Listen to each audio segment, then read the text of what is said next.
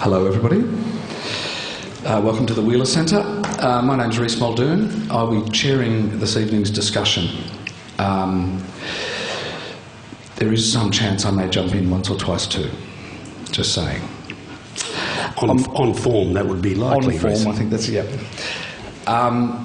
Firstly, on my left, Andrew Rule, welcome. Thank you, Rhys, and thank you for being here. No one's brought any weapons with them, I hope? Nobody's brought weapons, I believe. We've told if anybody does have weapons, hopefully they're shotguns and they're up the back, because they're not going to reach. Andrew, if you don't know, is one of the great true crime writers and journalists in this country. Make no mistake. I hope you can take compliments all right while I'm dishing that gear out. Thanks, Mum. It's actually true. We'll get to both of your achievements in just a sec. And Tom Noble on my far left, please make him feel welcome. I'm going to kick straight off with, so firstly I'll go Andrew first, has been an investigative journalist for a long time now, now writing for the Herald Sun, News Limited in a broader way, yep. Has gone over from the Fairfax family. To the dark side. To the dark side. He's written or co-written all of the Underbelly books. He had a big hand in discovering Chopper Read and all the Chopper Read books. He's written some of the great... he's won just about every award you can bloody win, just truth be told. Well, tell me that's a lie. Didn't win the Melbourne Warrnambool Bike Ride. Didn't win the Rural Times Award for anything, but apart from that. And also... so apart from the Underbelly books, I'm just trying to think what else I've missed, but we'll get to some of the articles in a little while. And Tom Noble has written three that I've read, because the one that I couldn't damn find at the airport, which we'll talk a bit later. He's recently written a book about Mick Gatto, or with Mick Gatto, basically. But before that, he wrote a book called Untold Violence, all about Dennis Allen, who's one of the most sort of troubling and notorious drug dealers in Melbourne's history and probably Australia's history. He was advising on the film Animal Kingdom. Not sure how many people have seen Animal Kingdom. Anybody seen that? Little show of hands. Bloody good film. Really good. I mean, because as you'd know, like the writer took basically 11 years to get that film up. A long time. A long, long time, but it shows about how very good it is. So, a book, Untold Violence, and firstly, let me just say I recommend every single one of the books that I've mentioned, and it's not because they're next to me and have knives. They're actually really, really great books. So, Untold Violence, Neddy Smith's autobiography, or autobiography / kind of thing, and Walsh Street, which we'll obviously be talking about in a little while. So, open question to both of you to start off with. Do you think that true crime writing and the writing that you've done is Australia's secret history? We'll start with Andrew. I think it is, because the tradition in this country is to talk about villains. I think we've been doing it since the First Fleet. I think people talked about the early bushrangers, the Martin Cashes and in Tasmania and all the rest of them, the Mad Dan Morgans. And we've grown up with that tradition in many families of talking about crooks. And I know in my family, who are very respectable, sort of Methodists and Presbyterians and wouldn't say shit for sixpence, that we would talk about the bushrangers and the horse thieves, and our connection with the Kellys up in the hills, how we were related to somebody who knew somebody and all the rest of it. And I think that comes through. I know my old uncle, who was a horseman, a jockey and so on. In the 20s, he knew Squizzy Taylor. Australia was a small place in the past. Everybody was related. Everybody knew somebody who knew somebody, and therefore we all knew some crooks. And I think it is part of the national conversation. So does that answer the question? Well, sort of, yeah, it sort of does. We'll explore it a little bit further. But the one where you mentioned bushrangers, which is I find a fascinating thing, is that the Americans consider their what's the word? What we call them bushrangers, and what do they call outlaws? That they're a huge part of their folk history. But when you look at their actual crimes, like a Jesse James or someone like that, if you stack a Ben Hall up against that little prick, back the Aussie. You know what I mean? You back the Aussie. I mean, Ben Hall held up entire towns. Jesse James shot about 3 guys, you know what I mean? Like, it's amazing that we don't...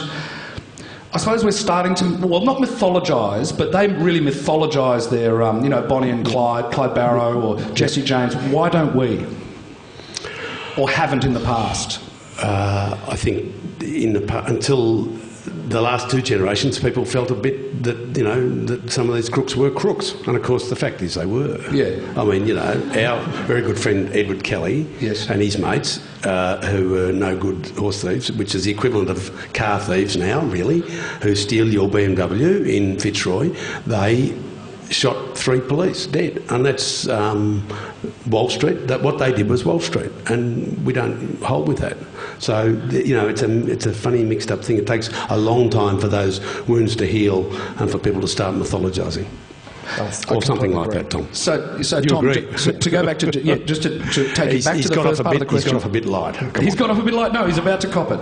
Okay, so for the first part, firstly, do you think true crime and crime writing and covering the stories and the characters that we're talking about today is our secret history, as far as it doesn't tend to be treated by academic historians, firstly? That's the first part of the question. And why aren't we mythologising our outlaws? Well, certainly a secret history in the way that we don't... it's not explored. People would love to know... my impression of writing true crime is people are fascinated by it, but they don't know much about it, and it's very hard to connect into it. And what has been written is very little until probably the past 20 years or so, contemporarily, certainly post-war. I don't think there's been a lot written. It's a bit like a car crash. People are driving along and there's a car crash and they just can't help but look. It's horrible, but they want to know about it. So it's not been touched by academics. I don't know, perhaps it's been too gritty. Certainly when I started doing it as a young journalist, it was quite gritty to find out, to talk to detectives. I was 18, 19, 20, 21, drinking in pubs with detectives, and it's quite gritty in the mid-80s. He looked 12 at the time. Thank you very much. And you, in terms of secret, there's not many people who actually know the intricacies of what goes on in Melbourne. And my Melbourne is mapped by places I've been in some ways to go to a murder or an armed robbery or a place where someone was, whereas other people will be mapped by friends or shops so it's quite odd in that way that I'll be driving. I remember that was, and that's probably an unusual thing, but that's what I learnt when I was a young reporter. So trying to explain that and write that, in a sense, has been what I've done. Academically, I don't know how you do it. It is very much a street thing. It's not an academic exercise. And to do a book like Mick Gatto's book, for example, is not an academic exercise. It's a journalistic exercise. It's so interesting, like being sort of involved with the Ned Kelly Awards and true crime, being a true crime lover for so long and all that sort of stuff. It's so considered the little bastard of literature, who's it's all of your Chopper books, your books. What's so funny about crime books? They are the most shoplifted books of all books. And when the police raid places, that's what they find. They always find. They always have them. Yeah. Yep. Many of them not bought. That's indeed, which I find fascinating. And there's a great saying. We like it because they always pay the royalty anyway. Yeah, that's it.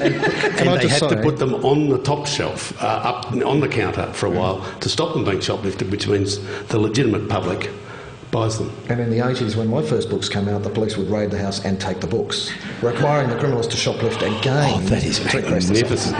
That's fantastic. To be topped only by the story of the first print run, this is absolutely true.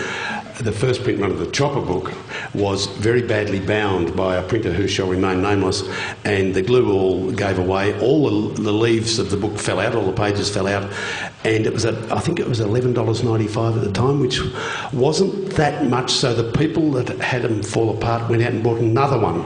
This is the stuff you cannot learn at Harvard doing an MBA. It doubled our sales within a month. Oh, that's pretty damn good. Now, just to jump onto the Chopper Read, for those who don't know how you first sort of came across Chopper Read, how you started publishing Chopper Read, etc. How did that come about? John Silvester, yes, who some of you will know his work, He's a very ugly man, always was. I knew him when he had hair, which is, I think even before you knew him, Tom. And he went out, somehow he bribed his way through some corrupt means into H Division in about the very early 80s to talk to Chopper Read in H Division. And Chopper Read was a young, lunatic, psychopathic prisoner who, you know, he at this stage I think had not cut his ears off, but he certainly had lots of scars on him.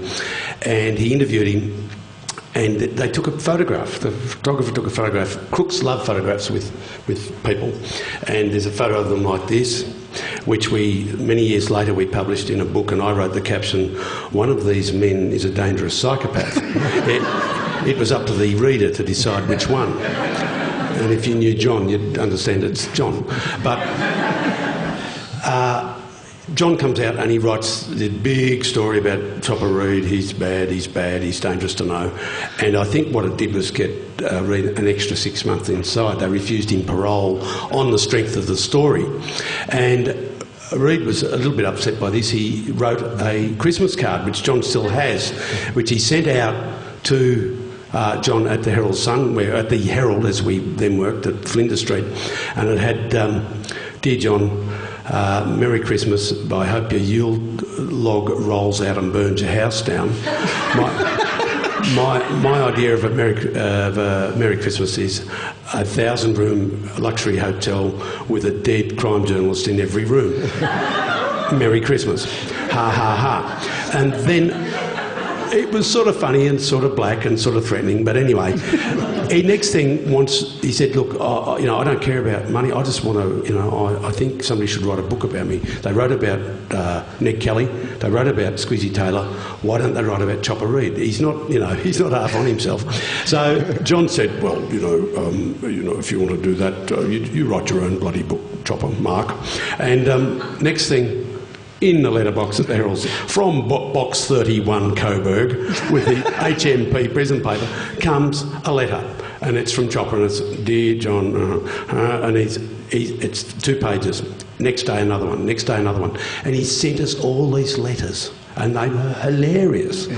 They were very funny, in childish writing, very badly spelt apart from the names of guns. Like, he never misspells the name of a gun, he knows them. And he's got a good memory for some things. He's a very funny, very astute, got a very black humour, highly intelligent man, screwed up by his origins in some way. I'm not sure what it is. And we started to think, John started to read this stuff out, and we used to laugh about it every day. And we'd started writing a book together about something else, and we'd written 1 page. And we sadly hadn't written the other 400. And we said, this stuff's funnier than what we're writing, which wasn't hard. And John and I stitched it together.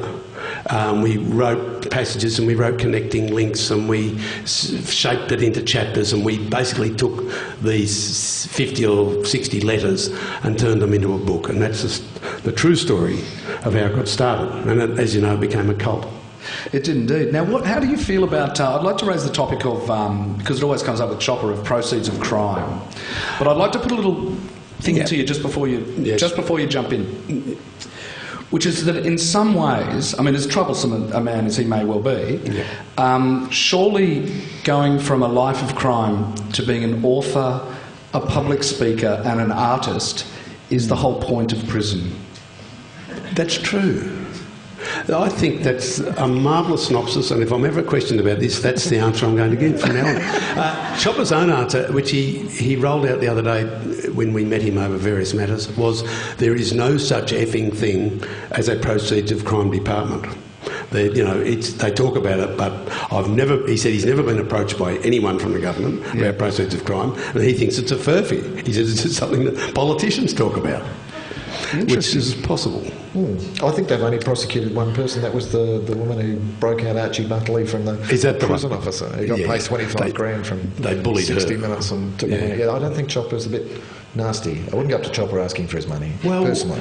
A man from the tax office rang me years ago, and he badgered me. He wanted details. But do you remember? Sorry, just to jump in. But didn't he marry Mary Ann from the tax office? He did. He married Mary Ann from the tax office. He married Mary Ann from the tax office in Hobart. I said to this man, he married Mary Ann from the tax office. You would have his address in Tasmania. I suspect you should stop talking to me and go down and talk to him. And you know what happened? Nothing. They didn't get $1 out of him. Right. Now, to move on, Tom, over to you for a minute. Now, we're talking about Neddy Smith now. For those of you who aren't familiar with Neddy Smith, I presume a lot of you are. His story was obviously told in Blue Murder, in the television miniseries. And you wrote a book with Neddy Smith. Could you tell us how that came about? Similar sort of story to Chopper, but Neddy was, just as background for those who don't know, one of the biggest heroin importers into Australia for about 3 or 4 years. Worked with one of the biggest organised crime gangs in Australia at the time, which was a group of police in New South Wales. They imported guns and killed people. So he worked with them, and he basically got locked up for a series of things and went to jail, and his police friends wouldn't help him, so he decided, right, I'm going to tell everything. And he spoke to the Independent Commission Against Corruption, and in jail during this process he started writing a manuscript, 400 pages, 160,000 words, well written, again an intelligent man, left school at 14, 15, self-taught. And my publisher at the time, there was a sort of a bidding war because it was a huge issue in Sydney, and my publisher rang me and said, are you interested in doing this? And I said, sure. So I went to Sydney, 10, 12 weeks, massive edit, went and saw Neddy.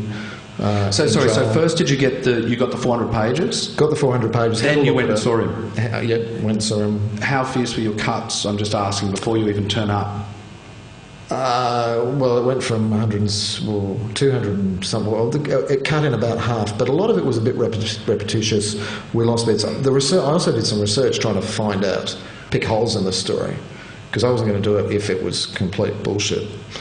And everything I could check was right. And the unique thing about Neddy, which I don't think's ever happened to any other criminal being investigated, is he was given an indemnity by the New South Wales Attorney General for anything except murder.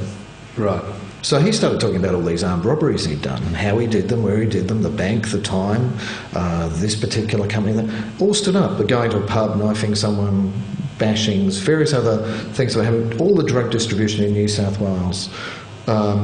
He didn't talk about importing the guns and drugs, which he did, and he didn't talk about killing people. He's currently doing life for 2 murders, but he was investigated for between 9 and 13. And yeah, I went to see him once, and he did tell this rather wonderful story in some black way about Bryan Alexander, who was a solicitor at the time in the early 1980s, involving the Stewart Royal Commission, which was looking into all these corrupt police at that time, just started, and drug trafficking. And Ned at that time would talk about anything except murder. So I said to him, now, what happened to Bryan Alexander? And his car was found on a cliff in Sydney, and they thought that he was under pressure, he jumped off the cliff. Body never found. What happened to him? And he said, I don't know. Okay, well, if you heard a story, Ned, what would you have heard? And he went, off he went. And the story was along the lines that Bryan Alexander was taken out, he was a bit of an alcoholic, taken out for lunch, lots of drinks, went out in a police boat through the Heads, and went about 10 miles offshore, and they threw him off the boat. And I said, Ned, how come the body didn't wash back to shore? And he looked at me and smiled and said, it doesn't when you're tied to a gas cooker. And that scene was portrayed in Blue Murder, which is one of the quintessential scenes of the police on the boat. Stolen from your work. I've got... It was borrowed. I've got 2 little bits about that, actually, because I went to see Roger Rogerson before he became a public speaker, as he is now. Yes. There was a little tiny thing in the Sydney Morning Herald, this is years and years and years ago, and it said, Roger Rogerson will be speaking on my version of Blue Murder at the Canterbury Sports Club at 11 a.m. on whatever it was. I've just gone, as a true crime tragic, I went, I am going to that. Okay, I got there. There's like the list of the room's sort of about this big, roughly this big, with a big screen, And there's me, there's one other journo guy, like I'm just sort of an actor guy. So they're doing that, where do we place you? Well, you can sit with the journalist, you wanker, you know, kind of thing. Everybody else is coppers and criminals. Anyway, the only 2 points in the entire thing that Rogerson stops it, the first one he stops is where there's a scene where he's playing the piano and he's smoking, and he stops it and goes, and you should remember that they've already shown him dealing heroin, shooting people, everything. He stops it and goes, I never smoked in my life. That was his only concern. This is like this unspeakable character assassination of Rogerson, the crook, and all he was worried about was, I never bloody smoked it. If my mum saw that, you know. And the other one, to go back to the Bryan Alexander one, right? That's the only other spot that he froze at, and he goes, oops, stop right there, when they've thrown him off the thing with the stove, and he goes, that is a waste of a perfectly good stove. Just about how much he hated Bryan Alexander. Yes. Utterly did not deny. You know, it was just like going, that is a waste of a perfectly good stove. And the same, the counter from Ned is he watched the show and had 2 complaints too.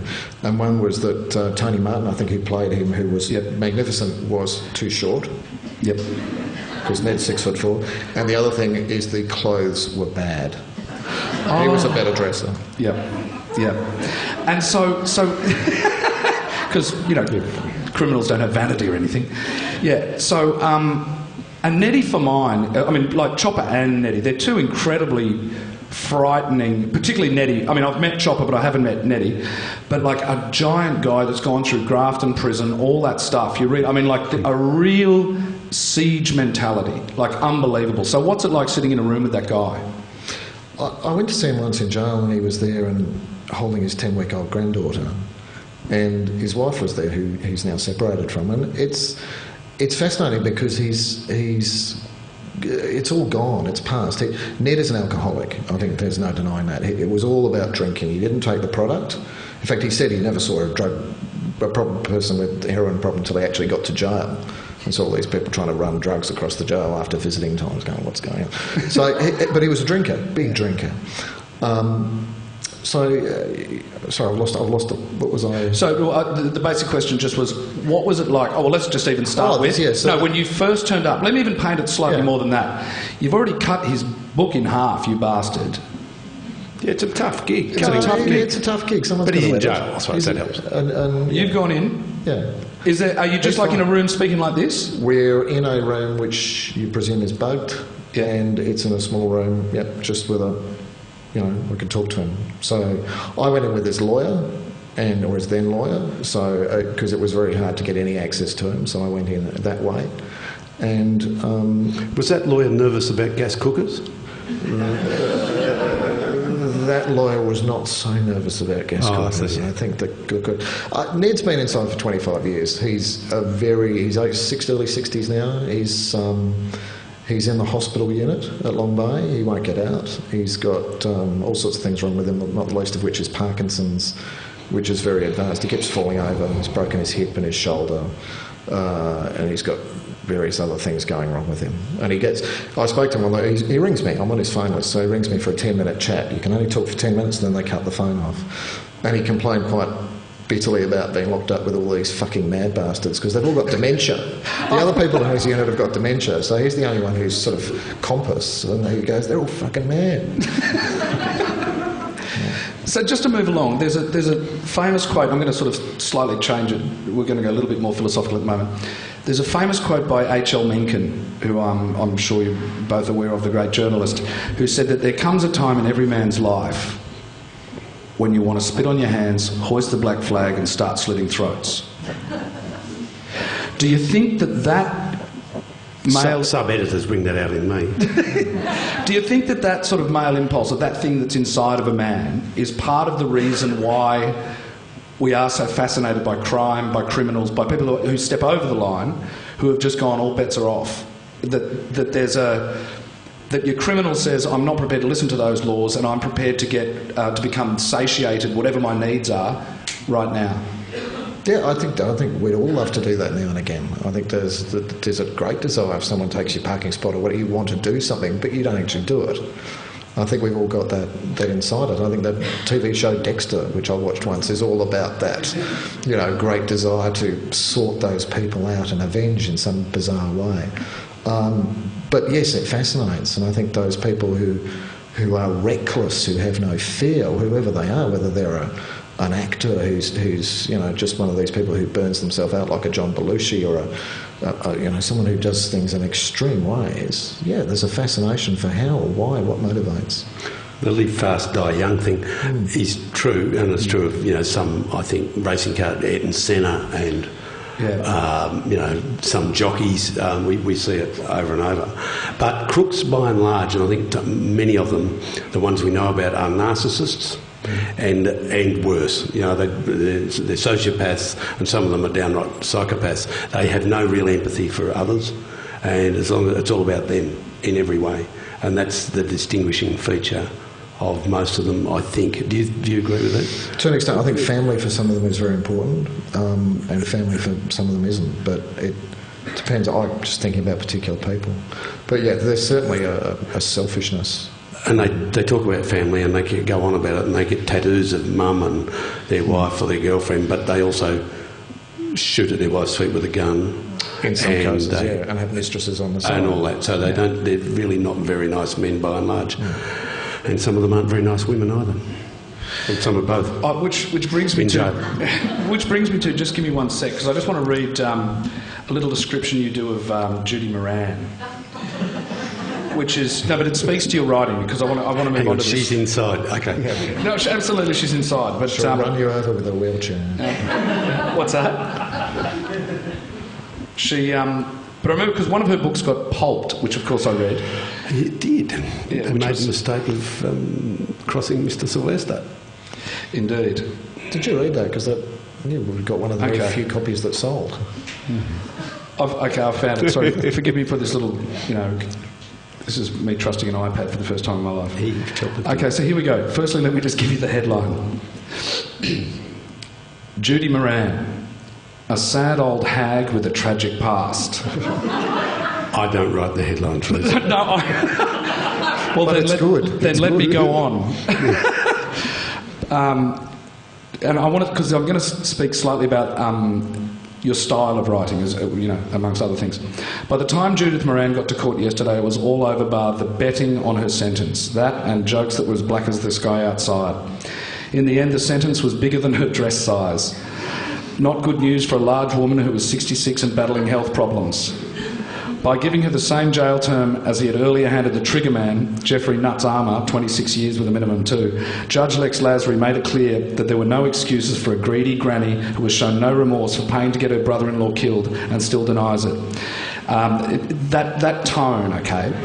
I have to say, there were some female members of staff who thought I was tough on her because she was a woman, which I don't think is true, because when you pick up the paper tomorrow, you'll see I've been very tough on a bloke called Sean Sonnet, who is not a woman, and there is some fear that he might come around and kill me, so I might move out of home tomorrow. So it's not gender. It's not I certainly wasn't going to be making that point, by the way. What I was going to do, but it still prickles and it crackles along of going like, you sad old hag, which is like, it's harsh. And reading yours and John's with all the Underbelly books, there's a certain racy sort of tabloid style where it'll go, so-and-so copped a shotty in the face, fair whack. Yeah. No, but that kind of... That's Johnny more than me, but you're right. That's true. We do that hard-boiled stuff. Yeah. Tom, on the other hand, is more broadsheet, more quality. We're Richmond to his South Yarra. But you're snappier, I'm more gently paced. Yes, that's right. No, but I'd like to talk about that. Tawny Molly knows, but I've forgotten it. Yeah, I'd just like to talk about that because, firstly, I'm not criticising the style. I'm a huge fan of it, and it has a long sort of history and tradition. But there's certain there are certain cases that seem to disgust you more than others, and certain types of people that disgust you more than others in crime. So I'd like to talk about the levels of crime as far as which are the ones, because there's sometimes there'll be the occasional one where you go, you can, there's a sneaking respect, and there's other ones that you just shred. Depends if they're dead or in jail. Apart from the bloke tomorrow, who I found out is on bail. I'm very worried about him. Right. No, but there's a bit of truth. There's a little bit of truth in that. If you can get away with saying things, you're probably braver. I suspect, because we're not terribly brave, really. Oh, Tom's brave, but I'm not brave. Which it surprises me in some ways that you say that, because you're one of the few writers that just doesn't hold back. Where you say, this man was a coward, this man got what he deserved. You know, like, you don't hold back. You rip in. I held back on Jeff Clark. I knew a few things I didn't write. Oh, I'm sure. Well, we'll get to the Jeff Clark case in just a moment. So, Tom, now with your writing style, it is a drier style, and it's more sort of, it's gentle. You don't sort of. I tend not to shred, but yeah, you tend not to shred, and you tend not to sort of go, have a little bit of that, you know, to the person you're writing about. I was always much more interested in how things work and how the system works rather than judging, if that makes sense. So I'd be happy to talk to an armed robber and say, so you rob banks for a living. That's fine. I'm not going to judge you for being good or bad. If you take that sort of attitude, I suppose that's got me in a lot of weird and wonderful places, that you get to see how things work. Yeah. Whether that's with police or with crooks. So you actually get to sort of see the finish.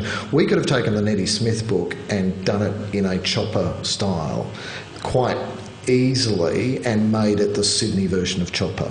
Yeah. And we discussed it and decided it was a serious book about a serious topic.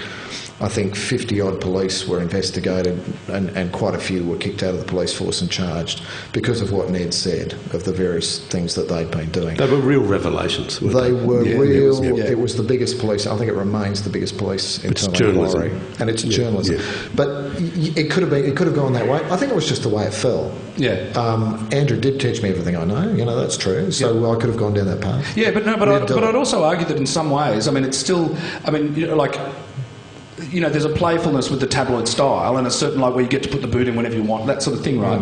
And when you're just going a slightly different style, and that's not all of your pieces, obviously, I'm just saying, particularly in those Underbelly books. But with your piece where you're doing a sort of a drier, more just the facts man kind of thing, just the facts man is still ultimately condemning. I would say that Tom's books, Walsh Street and Untold Violence, read as well today as they did when he wrote them 20 years ago, where they are... I hesitate to use the word classics, but if there are classics in Australian crime writing, they're among them. And it's just about telling it how it is and finding out how it is. That's the journalism, I suppose, and not trying to get a rock and make it look like a diamond. You've got a diamond. Let's just put it there. Right. So open question to both of you then. So with a lot of the crimes and the criminals that you've met, when do you feel you can really sort of tell the truth? When do you feel, at what point? Is it the point when they're locked up, you go, beauty, now I can put the boot in? Well, I mean, there'd be a part of that, surely. I think now and again, I wrote a foreword, largely I wrote it, but with some help from John, for the first Chopper book, which is actually a serious essay about this creature that we stumbled on. And it was a fairly forensic and fairly steely piece of journalism, which is in great contrast to the rest of the book, of course. And I think, now and again we tell the truth when somebody dies, or I think, if Chopper drops dead tomorrow, I'll write a piece that'll be as truthful as I can get it, and as kind as I can get it, because he's a complex character, and he deserves more than the Judy Moran treatment, probably, I think. Do you think that, Tom? Yeah, and I suspect you'd be the same about Neddy. Yeah, I mean, the first Chopper book's a wonderful book. I laughed my way through it. I wish the stories were true, or were his stories. But it doesn't matter. It doesn't matter. Some of them are true, they're just not his stories. But it's a great read. It's a cracking yarn. Telling the truth in crime it's the difficulty of there's defamation, there's contempt, there's the whole... I was writing Mick Gatto's book trying to talk about people like Tony Mockbell. Well, you can't at that time. So he's hidden, and then there's other people who've given evidence. So it was really a minefield of trying to tell a story there. But in terms of telling the truth, I think for Andrew and me, it's probably everything we've written, or most of the things, certainly I can speak for myself, have been historical. So the cases have been dealt with when they're published. You're not actually threatening anyone's liberty You're not threatening a crook's liberty, or they're taking their livelihood or their reputation. You might be tickling with their reputation, but you can deal with it. I mean, I've had crooks I know with the first book who were so proud to be in a book. Yeah. They were chests puffed out in Pentridge, and there were people who were disappointed they weren't in. Yeah, well, isn't there that's something? That's isn't there a similarity with crime writers and criminals, of where you go like with journalists and politicians? I've heard it described as politicians. The relationship between politicians and journalists is a little bit battered wife syndrome, in that they get hit, and it's like by the journalist, but they just keep coming back. Like, no, it's tragic and horrible, but they just keep coming back. Like, coming back to Laurie Oakes. Can you imagine that? Yeah. Hit me, Laurie. Yeah, but it's just... there's something about that strange sort of... that relationship. Are there similarities with criminals and crime writers? I don't know if we go back every day to the same well. I mean, no chopper got up to about chopper 12. Oh, that's a good point. But actually, we haven't got that continual exposure to the same person. I haven't.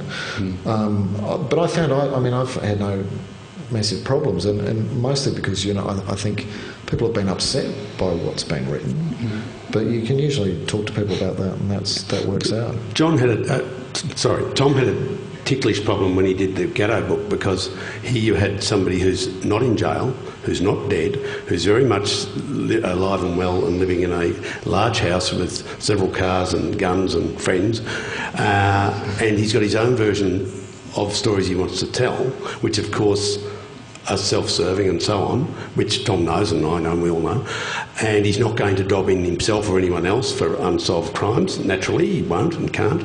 So Tom had to sort of pull out those, chopper-esque tall stories, use them, which are entertaining, but then legitimise it, which he did very wisely and carefully and cleverly by writing passages in italics, wasn't it, of your own observations, which say, well, in fact, it would appear that the police believe this or something, so that you will give a contrasting view, so the reader actually came through with a little bit of a mud map as to the real facts, which I thought was an excellent idea.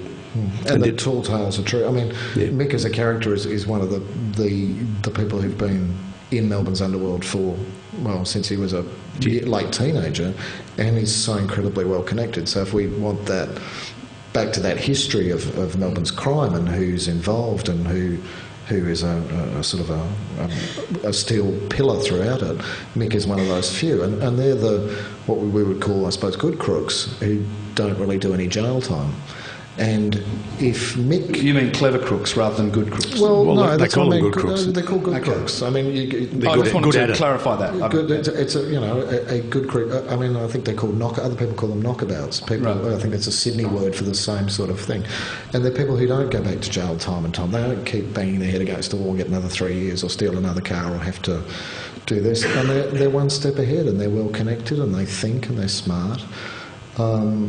And again, that's that system thing to me. To me, it's quite fascinating how that works and how people are connected in.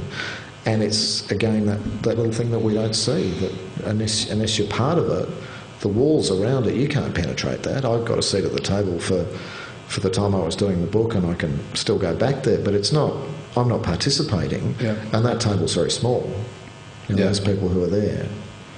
Next question is, when have you both been morally challenged by the task at hand, as in who you're writing about, whether getting too close to the subject, or when have you gone, oh, geez, I'm pretty close to the line? I don't know if I've got there. No, I don't know. I've certainly not done things, but what I've done, I've thought about before doing it or before embarking on it. Certainly. Oh, is that microphone time? Is that what that little signal is? It's microphone time. Okay, so last couple of questions before we open to the floor. It's a slightly tough one, so just go with me on this. With the guys you spent time with, whether it's Neddy, whoever it might be, whether it's Chopper, have there been some people that you've encountered that have damaged your soul? The stories I've found the most corrosive and the most troubling were not literally about crime. They were about, stories like going to Port Arthur where I stood the day after where the two little girls were shot dead, and I saw the footprints and the blood on the ground, and I still think about that sometimes, and it makes me feel bad. And I know other journalists in that same... an old journalist called John Hamilton, who retired last week, in his 52 years of journalism, that was the thing that brought him undone the most. I went to a car crash site once and wrote a story about little kids who were killed and their father crippled by a truck, and I deconstructed the whole thing. It was the backstory of all those little crosses you see on the highway, and that I thought if I do too many more of these, it sort of gets to you. And they're the ones that affect me more than crooks. Yeah, I find crooks are like cartoon figures. Right, interesting. A little bit. Yeah. By comparison. Yeah, with real people. Yeah, I think of going up to the tsunami in Thailand, looking at the posts of all those missing pictures and seeing the people. I spent a couple of weeks up there right after it happened. That was... that's the sort of stuff that haunts you and you think about. I haven't written I don't think a chapter or a word on, we talk about psychopathic crooks, but not on rapists or not on people who kidnap or some of these absolute lalas out there who are sex fiends or just bad, the Adelaide body in the barrel type people who are just out there. They're not crooks, they're just bad people. For me, criminality in the underworld is about people who live there and make their living there, and that's both the crook side and the police side and that big grey bit in the middle. Yeah. So that's more the interesting bit, but not in the criminal world. I haven't because I haven't gone there. Okay. I haven't done a book about those same things. Here, largely. Right. We dodge those. Right. We don't write stories about people do, and they're on the true crime shelves, sure and people do. buy them. Yeah. But to me, that's not something. Okay. Don't even read them. I don't read them. Okay. Very last question. It's a shame. I wanted to get to the Jeff Clark stuff, but it looks like we've run out of time. No, I wanted to get to that because that's a big deal. Oh look, damn it! I'm going to have to hold on just for a sec because I think it takes... This is like when we're talking about courage, about talking about figures in areas. This is one that I go, wow, just because particularly... were you writing for the... It was The Age at the time, definitely, Age, yep. Wasn't it? Yeah. So which is considered a broad left paper. Yep. And there are certain topics and areas that Andrew Bolt's obviously just crossed that line as far as, of going like the topic, which is... fair enough for discussion, I would argue, but how we went about it, I disagree with whatever. Yep. But this one, which is, I'll just open them when you're talking about courage writing. Jeff Clark is a painter and docker's son who was fought in the ring, was once jailed for assault and arrested for carrying a gun, none of which prevented him becoming chairman of the Aboriginal and Torres Strait Islander Commission. But the hard man of Aboriginal politics seemed as nervous as anybody else the day the door blew open on his chartered aeroplane. Firstly, that's such a great paragraph. It's so great. And then you go on and you wrote an article about Jeff Clark. I'd just like to talk about the difficulty of choosing that Jeff Clark as a public figure. Anything you can share with us about, firstly, getting that through your editorial department? It took weeks. It took weeks. And lots of lawyers. What was that journey like? It was difficult. Well, I was thinking about this coming in today before you rang me for some reason. My editor at the time, Michael Gawenda, said when I told him about all this, his face actually fell. He wasn't overjoyed. The reality of publishing in a paper like The Age, in the age of political correctness, is that a story like that is never going to be easy. And what Michael Gawenda said to me was, don't tell me that, his victims are all white women. And I was able to say no. And had there been 2 white women instead of, 4 black ones or whatever, I think the story would have had big trouble getting up. There's no doubt about it. I remember the story of Wilson Tuckey saying he'd bought a young racehorse and he was going to call it Iron Bar. And he wanted to race it with Andrew Peacock. And Andrew Peacock said, only as long as we use an Aboriginal jockey. Wilson, and the Age editor had the same. He had the same attitude. He said, "Look, if there's sort of black women involved, that sort of gets us off the hook." Was the essence of his attitude, and he was also made brave by the then manager of the Age, Greg Highwood, who said, he said to the lawyers, "Can we run this? Can we get a version of this that we can get passed?" And the lawyer said, "We think we can." And he said, "Right, let's do it." So they all held hands and did it, but it took a while. And some of it wasn't in there. I did write some stuff we didn't run. Right. to do with alleged ordering of hits and all sorts of nasty things. Was that one of the tougher pieces for you to write? Oh yeah, and certainly the biggest domestic story that I had anything to do with. Right. And it was certainly one of the biggest domestic stories since the dismissal, I think. It was a huge story at the time. It was a huge story for a week. People didn't know what to do. When it came out on the front page, and the Sydney Morning Herald, which is the sister paper to The Age, I don't think until deadline was 10 o'clock. I think at 9 o'clock at night they were still arguing, do we run this or not? Yeah. And they ran a version of it. But it came out the next day. People didn't know what to do. You know, as in the other media, do we pick this up? Do we say it's reported? They attacked it because it was safer, some of them. So it was... It's such a tough one, but for mine it's one of the great examples of investigative Tough journalism. journalism. Really tough journalism, because it's like a great risk to the writer, a great risk to the paper. You know, I mean, it's like it's taking a big risk. I thought it was, quite amazing, because I find it interesting with so-called sort of off-limit targets, as far as when you're talking about in broad left terms, that it's always left up to an Andrew Bolt or Miranda Devine or someone of the right that gets to do it, and they often do it too brutally, if you know what I mean. So I just thought it was such a great example of... and they're commentators, not... They're commentators, not journalists, which is a different thing. You've got to get it right. And that's Andrew Bolt's failing, is you've got to get it right. Yeah. Should we go to the audience? Yeah, I was just about to go to the questions. Sorry about that. Okay, so let's go to the questions. Anybody's got a question, hand up, and there are microphones on both sides. And just, rip in straight away. You've made comment about the coppers and the crooks. Do you think the criminal justice system is broken and that it's just a trough for lawyers? I think that's one for the broad. I think that's one for our broadsheet. Is that what we call a loaded question? I suspect. I'll answer it this way. Speaking to Royal Commissions are. Yeah, well, they're very well. Speaking to. Are they a trough for the lawyers? I suspect the lawyers do very well out of the criminal justice system, and certainly speaking to people I know who employ them, they do exceptionally well. Some of them like cash as well, but they do very nicely. Yes. But then isn't there just to jump in on that for 1 second? There are a lot of barristers, I believe. I've heard this. I'm not sure if it's still true, but where it's very much feast or famine for barristers, where they'll get some big thing and then nothing for a year, and then I don't know if that's true or not. But they break out the French champagne when the government opens a new inquiry. Yeah, yes, they love indeed. those. Yes. Any other questions? I don't think the system's broken though. I think it might be have a little bit of cholesterol in its veins, but I don't think it's broken. No, I don't think it's broken.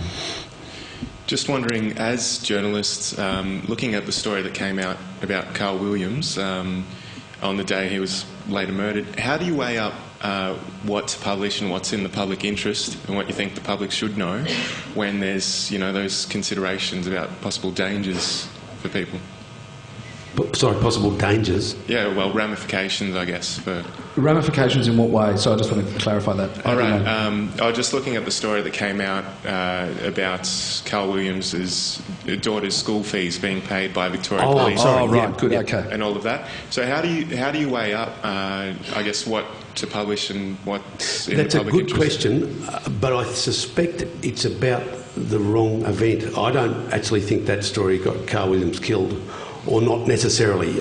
Maybe that bloke was going to kill him anyway for whatever reason, and we're not sure yet whether it was a sinister plot with outside involvement, or whether it was just that Carl, did the crossword that morning instead of the other guy getting it. We don't know. But there was another example with of newspapers publishing a story. We won't say which one, but which highlighted the fact that the man who was shot dead in queue with his wife, Terry Hodson, was a police informer, and that was deliberately leaked by bent coppers, and that story was picked up and it was run in the media, and I think that airing of that story certainly played its part in getting the Hodsons killed. Would you think that's true, Tom? Well, I think that stands up probably more than I think that's my understanding. I think that's the answer to your question more so. But the story of Carl is a fascinating one in the information he's been giving about Paul Dale and about police corruption, and this is a man who was convicted of 3 or 4 murders probably did. You know, he's probably a serial killer by proxy is Carl Williams, and. But you never think of him as one for some reason. Because he doesn't look like one, and I don't. It's not just about that doesn't even look like one. There's something about the term serial killer where you go. I still always have that American movie thing of the guy who's going taking people from the phone book and goes and or whatever. While this one's where you're going, is he a serial killer? Or is he just somebody who killed a lot of people? Isn't there a difference? There is really, I think. I think we think of... depending on how you use the serial. But yes, people would put ideas into his head. Rhys, there's a bloke talking about you, says you're an arsehole and doesn't like you. I can get rid of him for 50 grand. Oh yeah, here you go, Tom. Yeah, but you don't go. But I'm not going. Tom, what star sign is he? If he's the wrong one, he's dead. No. Do you know what I mean? Isn't there a difference between somebody who kills a lot of people and a serial killer? Okay, he's just like the old mafia bosses. They get paranoid and they get people killed because they've got too much money. Fair enough, but killing people, perhaps in that sense, not that you directly know. That was probably outstretching the serial killer. Okay. But I think it's legitimate. That story was completely legitimate because here's a man who's killed 4 people plus, convicted of 4 people plus, who's a massive drug dealer, and there's negotiations with police to get him out of jail in 4 or 5 years. What's going on here? Who are they after? Who gets off? And you've got that's an interesting argument of who in the whole Underbelly thing, which we haven't really talked about much, but the whole Underbelly thing of people who've been informers who've got really good deals, in a sense. You know, you kill people and you can do only just a little bit of time. But Neddy was a big informant, wasn't he? Neddy's been in jail for 25 years. He's still there. Okay, but he got nothing. But the context of Carl Williams, who killed 4 people, was convicted of twice what Neddy's been. I think it's a completely legitimate interest story to public. Oh, yeah, I'm not saying it's not. So that's why that was just to the question of is it legitimate to publish? Another question? Completely. Okay. There's somebody at the back. Sorry, up there. I'm wondering if you had anything to say about the freedom to write what you want, and if you feel any pressure to take a particular position, or if there's been situations where you've wanted to write something and certain pressures have been held upon you not to write that or publish it. And in that context also, how effective are the court orders suppressing information that you might want to write about? To answer the second question first, the court orders suppressions are very effective because if you ignore them, they will put you in jail or fine your employer $100,000, and the employer will get very sad. So we don't ignore those. Secondly, your first question goes to are we told what to do? Well, we're not, but of course we're like every other trade or craft, from hairdressers to brain surgeons, we are guided by what we're trained to do and what we did yesterday and what we expect to do tomorrow and who we're working for. So we don't just go say, okay, lady, you wanted blonde hair, I'm going to give you pink hair. We don't do that. So there is an element, that is if you're a hairdresser, there's an element of self-regulation. I probably, being old and cunning, would probably tend to write a certain type of piece for some publications that I might write a slightly different way with some longer words in other publications, but it's essentially be the same story. Would that be true, Tom? Well, I personally have never been told what to write or what not to write that I can recall. That there's nothing that comes to me there. No. And the thing that limits you or controls what you do is the legal hurdles of defamation, contempt of court, suppression orders, that, as Andrew said, if you cross those lines, it can be very ugly or very sad, and so we avoid that. But within people telling you what to do or not to do, no, that hasn't happened. You're gone. No, I was just going to say, just to speak on that very question. I mean, surely one of the greatest censorships is self-censorship. So you go like, I wouldn't even run this past the boss. Yeah, it's true. I mean, you don't do mad stuff. Yeah. I mean, if you're given an acting role, and this is what you want to do, and you've got to wear this, and it looked like that, and you're a 1950s bikie, you don't turn up looking like a 1970s hippie. I mean, because you know the role. Yeah. And that's what we Unless you're shooting a film as a hippie at the time, and that's all you could do. But exactly. Okay. We adjust to suit the market, really. There's no doubt about that. Yeah. Any other questions? Sorry, there's one down the front here, sorry. Can I just follow up on Rhys's question about morality and pressure? Just instance two, Joe Corp, and what seemed to me sympathetic stories about he and his candlelit and other remembrances of his wife that was killed, and also perhaps Simon Overland and stories there. What do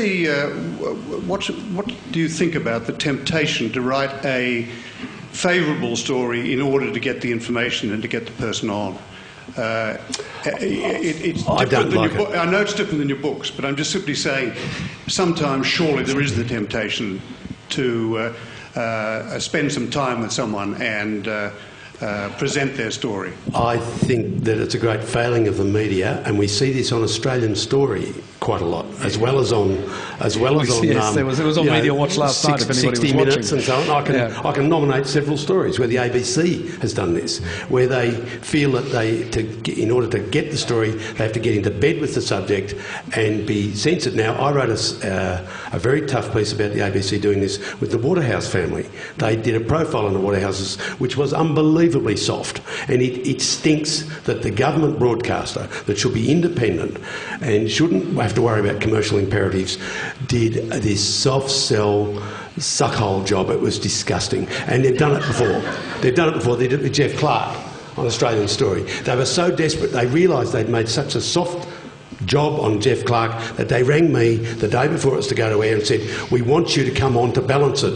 And I said, "Stick it up your behind. You're not going to get me on at the last minute so you can run your bias piece by running 1 minute of me and calling it balanced, because it's not. Suffer. Run it the way it is."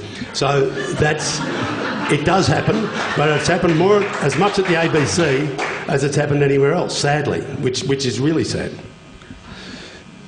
Any other questions? Right up the back. But it does happen elsewhere.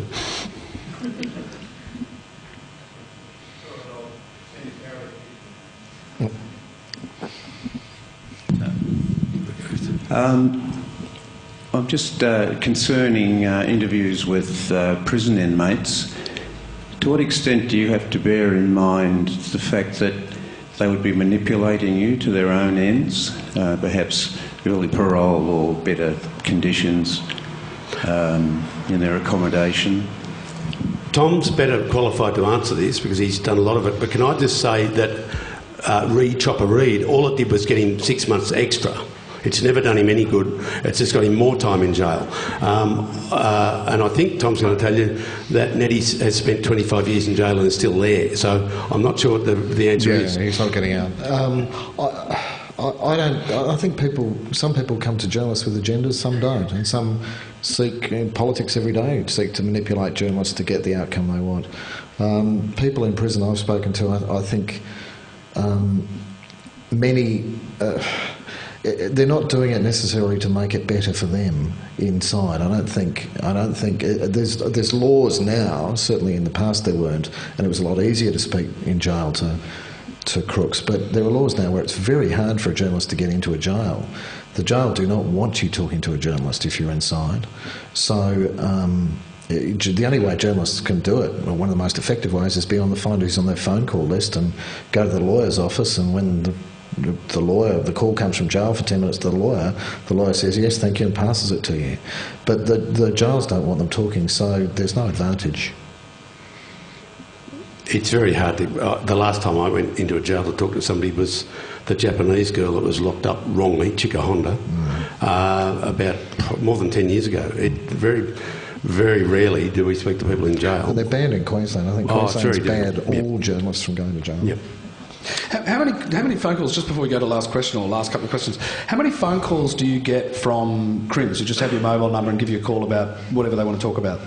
Not very many. No, not many. On one hand. What's that? On one hand. Count on one hand. Yeah, not many. That's a different mobile number? No, but this is also... the last book I wrote was 2 years ago. The one before that was about 15 years before that, about crooks. So there's a lot of time between sort of drinks, I suppose. So there was certainly a lot more 15 years ago. A lot more phone calls. Yeah. Right. Most of them are now dead. Right. Last couple of questions. Oh no, very last question. Sorry, I'm getting hand waving here. Very last question in the middle. I've got to go. Oh, hang on. Two people. That's very uncomfortable. One of you. I'll go to you. Yeah. Sorry, fella. Are there times... It's a crime, I know! We'll talk about it afterwards. Are there times when the use of fiction, when deploying fiction, might be a way of telling a true story? And I guess the second part of my question shows my ignorance of Australian crime fiction. If that is the case, who's doing that in Australian crime fiction? So you mean that genre called faction? I think that's what it's called. Yeah. Or fiction, just getting those stories that you could never tell, that you'd love to be able to tell. Yeah, for example, I wondered whether Peter Temple's last novel reflected reality in terms of the culture of Vicpol. The culture of, sorry, of what? Victoria Police. It reflects Oh, his imagination based on the things he hears and reads. I think he's got a brilliant imagination, but it's not historical, is it? No, it's not factual. It's a fairly brilliant writer's version of a reality that he's soaked up through the media and then regurgitates as fiction. And it really is fiction, it's not faction. And sort of knows how humans work. I mean, He does, yeah. Shakespeare's the great example of that, Yeah, where you just yeah. go like, he's talking about me, Yeah, you know. yeah. Okay, well, that's... I have to go, sadly. I know, of course you do. Sorry. Andrew's got to run away, but thank you very much to Andrew Rule and Tom Noble, and thank you so much for everybody for coming. And I believe we're running away. I have to run away. Yeah, absolutely. Thanks, and we'll talk to you afterwards.